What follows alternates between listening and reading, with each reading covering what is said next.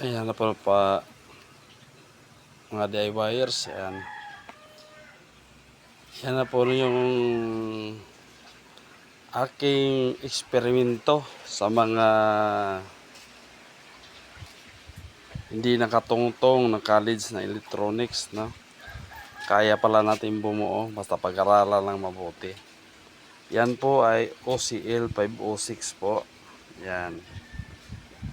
Maraming salamat sa mga masters dyan electronics na nakakuha ako na idea. Ayan po, so kinabitan ko na po ng Bluetooth yan. Yan, Bluetooth. At tabingi yung pagkakabit. Yan. So, okay na po yan. Yan. Nakakabit na po yung kanyang speaker dalawa. And then may Bluetooth, may blower na rin po. Tsaka naka 2 pairs lang po siya, nasa loob po yun. 2 pairs.